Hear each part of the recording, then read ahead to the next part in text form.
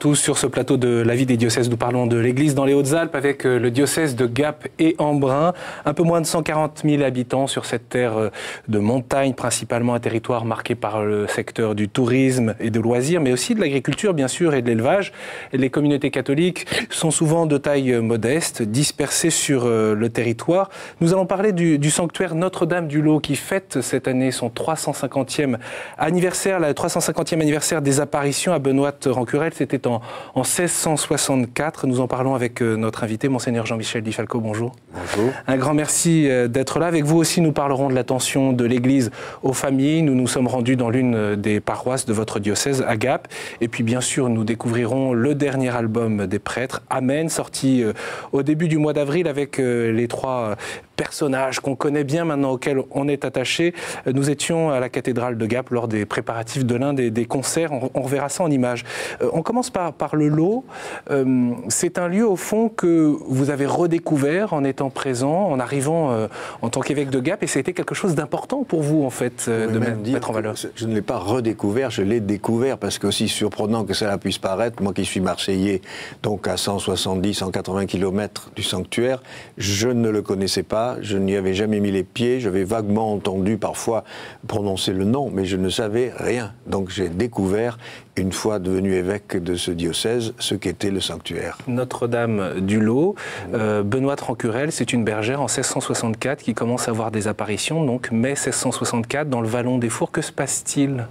Bien voilà, une dame, puisque c'est ainsi qu'elle l'appelle, la belle dame, s'adresse à elle sans qu'elle sache de qui il s'agit, puisque elle le découvrira beaucoup plus tard. Elle s'adresse à elle, lui pose même, quand on découvre certaines anecdotes, elle craint par exemple qu'elle veuille lui prendre sa chèvre, enfin un certain nombre de choses qui montrent le côté très simple et très humain de la rencontre avec cette personne qu'elle ne connaît pas encore. Et des apparitions qui s'étalent sur toute une vie, au fond, ce qui est relativement rare. Hein. Bien sûr, près de 54 ans. Oui. Vous racontez tout ça dans Benoît-Rancurel, la visionnaire du lot. Je vous propose de retrouver le père Ludovic Frère, qui est le recteur aujourd'hui du sanctuaire, et puis l'une des bénédictines de Montmartre, une religieuse, des religieuses que vous avez appelées au sanctuaire pour faire l'accueil, sœur Marie-Jérémie. Ils reviennent sur les guérisons et les grâces reçues dans ce sanctuaire. Le lieu continue à être porteur de ce pourquoi il a été voulu par Marie, à savoir apporter la paix et conduire à la conversion. Le sanctuaire du lot nous rappelle que le Seigneur nous veut du bien, et je crois que l'actualité, elle est d'abord de nous dire cela, de nous rappeler que le Seigneur est là pour notre bien, dès maintenant et pour l'éternité. L'actualité du sanctuaire du lot, c'est aussi que nous avons besoin de lieux pour nous retrouver, nous avons besoin de lieux pour nous apaiser, nous avons besoin de lieux pour des rencontres en vérité. Et voilà que le sanctuaire du lot s'offre comme un cadre propice à toutes ces rencontres, à tous ces moments d'apaisement. On a quasi quotidiennement des témoignages de personnes qui reçoivent des consolations, qui reçoivent des encouragements, qui repartent heureuses d'avoir pu s'apaiser en ce lieu. Notre-Dame-du-Lot, c'est un lieu où la grâce surabonde. Saint Paul, il nous dit que là où le péché a abondé, la grâce a surabondé. Et ça correspond vraiment à ce qui se vit à Notre-Dame-du-Lot. Et depuis quelque temps, nous travaillons à recueillir ces nombreuses grâces reçues par les pèlerins, grâce à la fois de guérisons physiques qui sont nombreuses, mais aussi bien sûr avant tout de guérisons spirituelles, de paix, de réconfort dans une épreuve. Et donc voilà, on encourage les pèlerins à témoigner de ce qu'ils ont reçu ici au lot pour inviter ceux aussi qui attendent une lumière à se rendre en ce lieu pour eux aussi être touchés par la grâce. Alors les pèlerins, quand ils viennent ici, en fait, ils sont souvent appelés par Marie à venir souvent se réconcilier, hein, puisque la grâce du lot, c'est une grâce de réconciliation. La Vierge Marie a demandé le lot pour que de nombreux pécheurs viennent se convertir, c'est-à-dire à se détourner du mal qu'il peut y avoir dans leur vie pour se tourner vers le bien, à travers notamment le sacrement de la réconciliation. Oui, c'est vrai, on parle beaucoup de réconciliation, de pardon, mais est-ce qu'il faut être fidèle, catholique, pratiquant pour venir au lot, ou si on est un peu éloigné de l'Église, on peut aussi... Mais non, bien entendu, un sanctuaire est ouvert à tous. chrétiens, non chrétiens, pratiquants, non pratiquants. Je pense que justement c'est la richesse d'un sanctuaire que d'être un écrin qui peut accueillir tous ceux qui s'y présentent. Justement, dans une culture déboussolée qui se tend à construire plutôt sans Dieu, au fond, quelle est la proposition qui est faite et pourquoi ce message qui date d'il y a 350 ans? Alors certes, il s'est étalé sur 54 ans, on sait très bien à la fois la simplicité, la douceur, et puis cet accompagnement qui a été fait à Benoît Rancurel. Néanmoins, pourquoi 350 ans après, le message qui a été donné dans un moment donné, dans un lieu donné, puisse encore être d'actualité? Je crois que c'est un message d'actualité parce qu'aujourd'hui, un message de réconciliation, il suffit de regarder, de voir la télévision, de lire le journal pour se rendre compte que c'est le cœur de ce que l'on peut adresser à l'ensemble de nos contemporains, cette volonté de se réconcilier. Vous savez, je dis souvent que les 3 étapes par lesquelles on doit passer, alors après on peut les mettre dans l'ordre qu'on voudra, mais c'est la réconciliation avec soi-même, la réconciliation avec les autres et la réconciliation avec Dieu, ou bien la réconciliation avec Dieu, avec soi-même, avec les autres. Je dis souvent que quand le Christ est interrogé, qu'on lui demande quel est le plus grand des commandements, tu aimeras Dieu plus que tout et ton prochain comme toi-même. Je ne sais pas si vous avez remarqué, mais on a beaucoup développé tu aimeras Dieu plus que tout, tu aimeras ton prochain, et ça s'arrête là. Mais je pense que pour pouvoir aimer son prochain, aimer Dieu, il faut aussi s'aimer soi-même.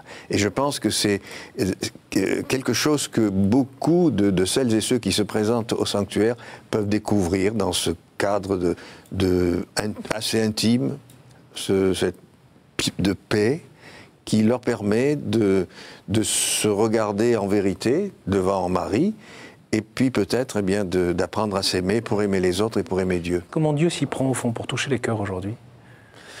Je ne peux pas répondre à cette question parce que je ne sais pas comment Dieu s'y prend. C'est son secret, c'est le secret de ce qu'il rencontre. Ce qui est certain, c'est qu'on voit que le fait de passer par le lot, pour des personnes qui sont venues parfois par curiosité, eh bien, ils en repartent après avoir vécu quelque chose qu'il est difficile d'écrire ou que certains expriment dans les livres que le recteur a mis à leur disposition. Mais je crois qu'il ne faut pas non plus trop chercher à entrer dans les secrets qui s'établissent entre le cœur de Dieu et le cœur de celles et ceux qui se présentent. Voilà, donc il y a cette invitation, en tout cas, laissez-vous réconcilier, que le père Ludovic Frey reprend dans cet ouvrage à l'instant. Le jubilé, il s'ouvre donc le 1er mai, avec une grande messe à 10h30, d'ailleurs qu'on pourra vivre en direct sur KTO, en partenariat avec RCF.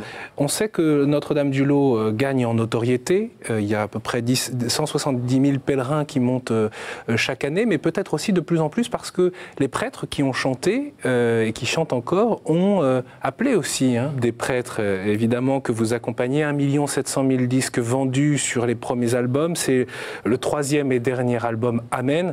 On vous voit à la télévision, on vous entend faire la promotion de ce disque. Autour de cette aventure, au fond, qu'est-ce qui se passe, qu'est-ce qui se produit pour vous et pourquoi vous mobilisez autant d'énergie? Vous savez, je résume ça en une seule phrase. Nous cherchions de l'argent, c'était le but au départ, et nous avons trouvé des cœurs. C'est-à-dire que la création de ce groupe, c'était pour financer notamment de venir en aide à Madagascar, puisque nous avons des liens privilégiés dans le diocèse, avec des diocèses malgaches.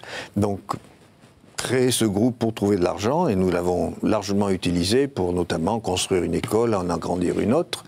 Mais nous n'aurions pas pensé au départ que ça créait le mouvement que ça a créé auprès d'un certain nombre d'hommes, de femmes, croyants, incroyants, malcroyants, qui nous écrivent pour nous dire ce que leur apportent ces albums. C'est pourquoi je dis, on cherchait de l'argent et nous avons trouvé des cœurs. Je vous propose justement d'écouter le témoignage du père Jean-Michel Bardet, l'un des membres du trio. Nous l'avons rencontré alors qu'il répétait à la cathédrale de Gap avant un concert. S'il suffisait qu'on s'aime, s'il suffisait d'aimer, s'il changeait les choses un peu. Le premier but, c'était plus un côté humanitaire avec une recherche de fonds pour des projets précis.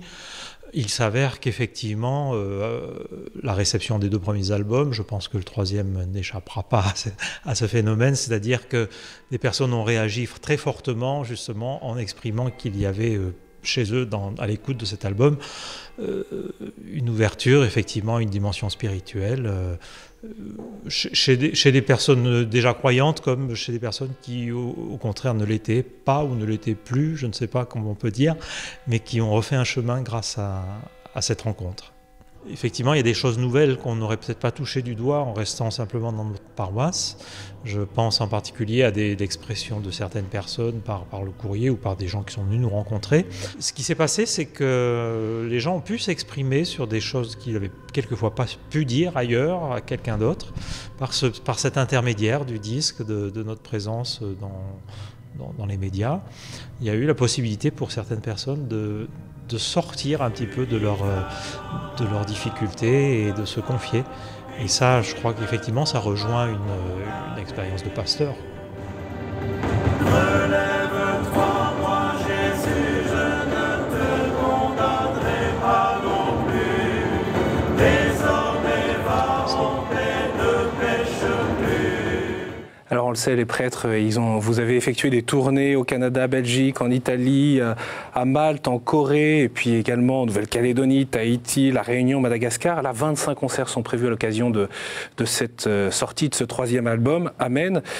Concrètement, comment ne pas se faire griller, j'allais dire, par la lumière des projecteurs pour rester pasteur, comme disait à l'instant le Père Bardet? C'est une de vos préoccupations? Parce qu'on revient tout simplement à chaque fois de là où nous sommes partis, c'est-à-dire à notre ministère. Je pense que voilà, on part en tournée, on donne 3, 4, 5 concerts à la suite, et puis ensuite on revient sur place, on reste plusieurs semaines dans notre diocèse, chacun dans sa responsabilité. C'est pas un grand écart parfois entre cette réalité? C'est un grand écart dans la mesure où c'est lourd, parce qu'il faut à la fois assurer notre tâche quotidienne et en même temps répondre à tout ce qu'entraîne la sortie d'un album avec les émissions de télévision, les concerts, etc. Mais je crois que c'est une question d'organisation. Mais le fait même qu'ensuite chacun retourne à son travail fait qu'on oublie assez vite les feux des projecteurs. Il faut garder les pieds sur terre. Voilà, puis il y a les personnes qu'on rencontre habituellement qui sont là pour nous le rappeler si c'était nécessaire. C'est vrai. Qu'est-ce qu'on vous dit quand on rentre? Voilà, là, on les dossiers, les courriers se sont accumulés. On oublie vite. Ceci dit, qu'est-ce que ça... J'imagine ça marque votre vie, votre ministère épiscopal, votre vie, tout comme aux 3 chanteurs. Oui. C'est une aventure, un succès incroyable qui n'était peut-être pas prévisible au départ. Ah, certainement pas, non. Qui marque votre vie. Au fond, quelle réflexion cela augure chez vous après ces années? Et puis vous avez décidé, c'est le dernier, vous avez annoncé que c'était le dernier album. J'entendais l'autre jour une question que posait un journaliste aux 3 prêtres. Chacun a répondu à sa manière. Moi, on ne m'a pas posé la question, puisque c'était eux qui étaient interviewés, mais je me disais, s'il m'avait posé la question... Alors, quelle était cette question? Parce que je vais vous la poser, du coup. Non, mais la question que posait le journaliste, c'était qu'est-ce que ça a changé pour vous? Moi, j'aurais répondu, ça m'a rendu encore davantage prêtre. Parce que, comme l'a dit le Père Bardet tout à l'heure, les témoignages que nous avons reçus ne fait que comment dire ça, peser encore davantage sur nos épaules. Heureusement, on ne le porte pas tout seul, le Christ est là, mais de peser encore plus sur nos épaules et de porter ces gens qui nous ont confié parfois des choses très tragiques, vraiment beaucoup de souffrances. Et ce qui était étonnant, c'est ceux qui disaient, c'est la première fois que je peux dire à quelqu'un ce que je vous dis. Et pas des gamins, des gens qui avaient 50, 60 ou 70 ans. C'est là où on voit que les prêtres restent un signe visible de la présence de Dieu dans notre société. On dit de moins en moins chrétienne, oui, mais je pense que, d'une part, le succès de ces albums est quand même lié au fait que ce soit des prêtres qui chantent, et les confidences reçues sont liées aussi au fait que ce sont des prêtres, que nous sommes prêtres. Alors c'est un formidable encouragement pour le sacerdoce, oui. qui est parfois, les prêtres diocésains qui se disent parfois mal aimés, mal compris, qu'on dit très fatigués, éreintés, en difficulté. Tout ça est vrai, tout ça est vrai. C'est vrai qu'aujourd'hui, ce qui repose sur les épaules des prêtres est très lourd, parce qu'ils sont de moins en moins nombreux, dans un diocèse comme le mien par exemple, et d'autres diocèses en France. En activité aujourd'hui? En responsabilité dans mon diocèse, ils sont une trentaine. Alors après, il y en a d'autres, il y a des prêtres âgés, heureusement, qui, avec beaucoup de courage, continuent à apporter de l'aide, mais en responsabilité, ils sont d'une trentaine. Donc ce qui est très, très peu finalement. Et puis pour une population très dispersée, parce qu'en dehors de Gap, Embrun, Briançon, qui sont Laragne, qui sont les principales localités, après la population est très dispersée. Comment on résout l'équation? Alors vous dites, et le succès des prêtres le montre, une attente dans le cœur des Français souvent cachée de pouvoir avoir une relation personnelle avec un prêtre. Et vous, la réalité très concrète dans votre diocèse, dans les Hautes-Alpes, où finalement vous êtes 30, c'est pas rien, mais c'est très peu pour les habitants qui sont très dispersés. Comment vous résolvez cette équation, vous en tant qu'évêque? Eh bien, on en revient au début de notre émission. C'est heureusement, nous avons la chance d'avoir un sanctuaire. Je pense que dans la situation de l'Église telle qu'elle est aujourd'hui dans certains diocèses, chaque fois qu'il y a un sanctuaire, c'est un privilège. Un lieu de rassemblement. Parce que les fidèles savent qu'ils peuvent se présenter à n'importe quel moment. S'ils ont besoin de rencontrer un prêtre, ils pourront le faire. S'ils veulent participer à la messe, aller prier, ils peuvent le faire, parce qu'il y a toujours des personnes qui sont là à leur disposition.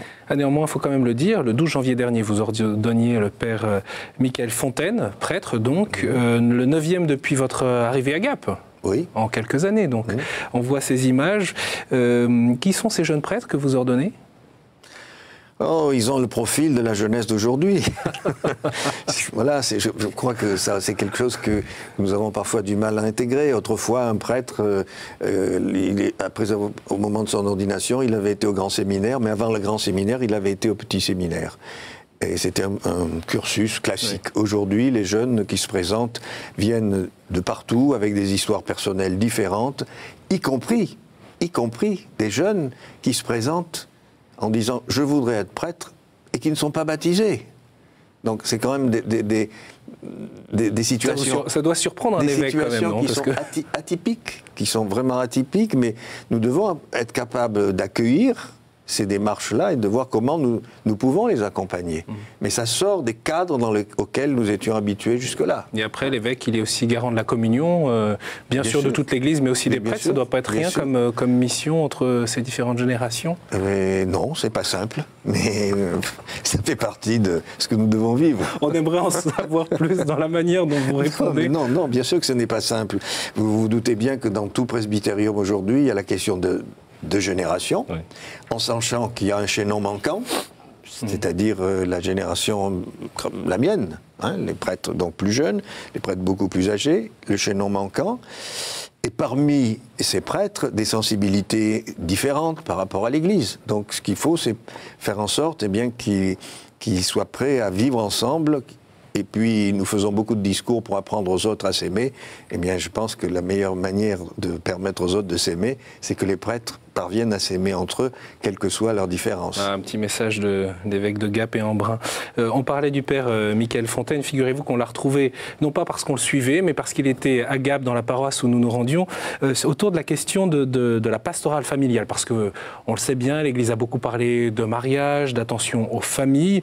Mais comment ces familles sont-elles accueillies? Et puis, quel est l'enjeu de l'accompagnement? Je vous propose de retrouver ce reportage de François-Xavier Mathieu.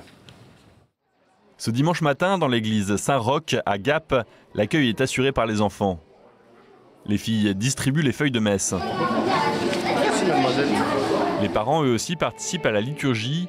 La paroisse prête une attention toute particulière à l'accueil des familles.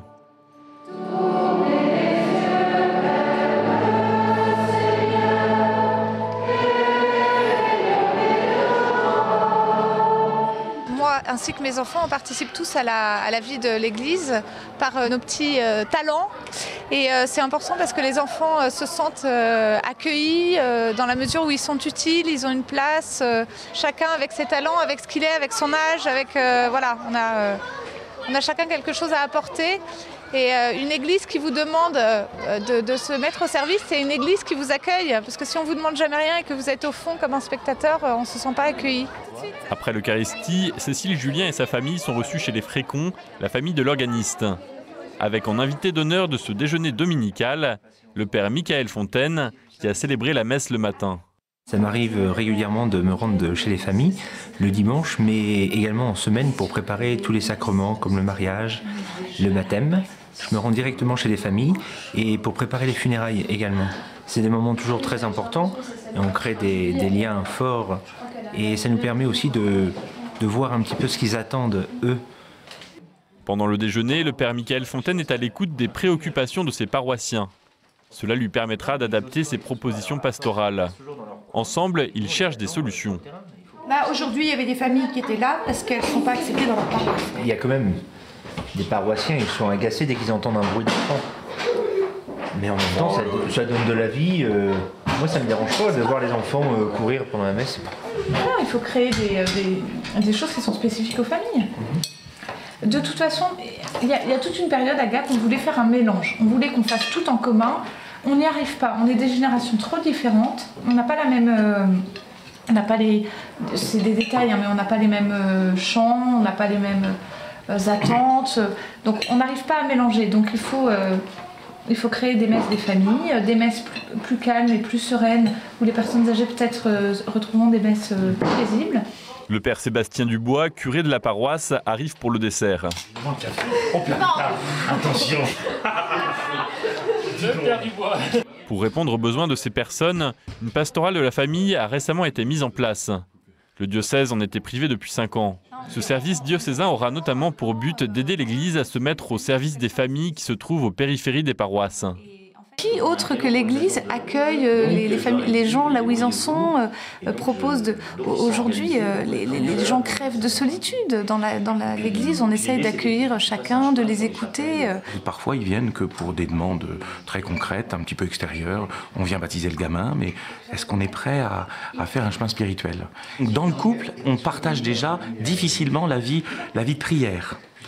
Et à mon avis, là, nous, on a quelque chose à faire découvrir au couple. Notamment quand ils viennent en préparation au mariage ou baptême. Et ça c'est un enjeu parce que c'est une dimension qu'ils ont du mal à partager, dans l'intimité du couple, la vie de prière. Et nous, tout l'enjeu, c'est d'essayer de les éveiller à cela. Le synode extraordinaire sur les défis pastoraux de la famille, convoqué par le pape François, aura lieu au mois d'octobre prochain. Ce synode permettra au nouveau service de la pastorale familiale du diocèse de Gap d'affiner ses orientations pour annoncer la bonne nouvelle dans tous les foyers. Monseigneur, quel est l'enjeu d'accompagnement pour les familles aujourd'hui? Parce qu'on a souvent en tête que l'Église émet un peu des règles de bonheur, certes, mais quand même un chemin à suivre. Là, on les entend les uns les autres dire il faut aller à la rencontre. C'est ce que dit le pape François, d'ailleurs, il faut sortir. Bien sûr, ça c'est une évidence, mais lorsque j'ai rencontré les responsables que j'ai nommés, j'ai dû certainement les étonner parce que je leur ai dit bien sûr, la priorité c'est que vous soyez auprès des familles catholiques, chrétiennes qui participent à la messe. Mais moi je me pose aussi la question de la présence auprès des couples non mariés. Ils existent ces couples. De quelle manière nous allons à leur rencontre? Dans un certain nombre de cas, ils sont parfois en attente, mais la situation dans laquelle ils sont savent qu'elle ne correspond pas tout à fait à ce que l'Église souhaite pour eux, et donc ils ne franchissent pas le pas. Donc de quelle manière, eh bien, on est capable d'aller à la rencontre de ces couples non mariés, qui ont déjà des enfants? Comment on peut les aider à découvrir le Christ et à vivre aussi leur foi dans la situation qui est la leur? On n'a pas assez réfléchi, autrement dit, sur ces questions-là, sur cette relation, cette rencontre? Je ne sais pas si on a assez réfléchi ou pas, mais ce qui est certain, c'est qu'aujourd'hui, ces couples-là sont nombreux. Donc on ne peut pas dire on ne s'occupe que de ceux qui sont dans le cadre prévu par l'Église et les autres ne nous intéressent pas.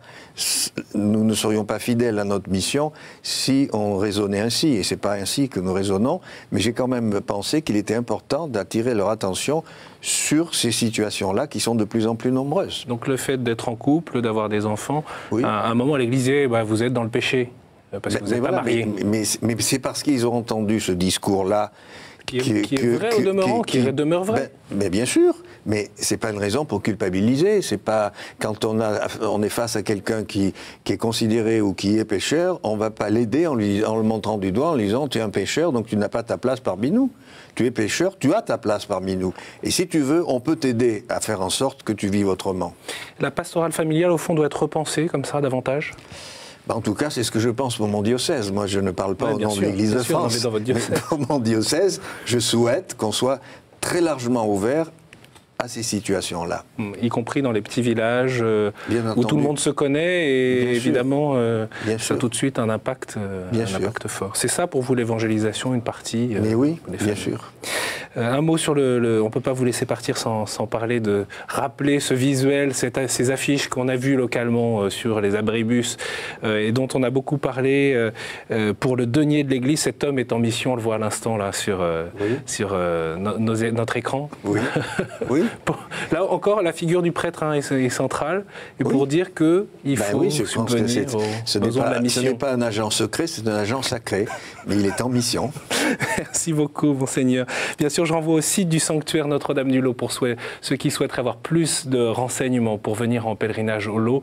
Et je vous le rappelle, cette messe d'ouverture de l'année jubilaire le 1er mai à 10h30, en direct aussi sur KTO et sur RCF. Et puis, bien sûr, vous pouvez retrouver cette émission sur le site de KTO. Vous pouvez réagir, poser vos questions et pourquoi pas partager cette émission si vous le souhaitez également, bien sûr. Ça va de soi, le site du diocèse pour tous ceux qui veulent suivre la vie de l'Église dans les Hautes-Alpes. Merci beaucoup pour votre fidélité et à très bientôt.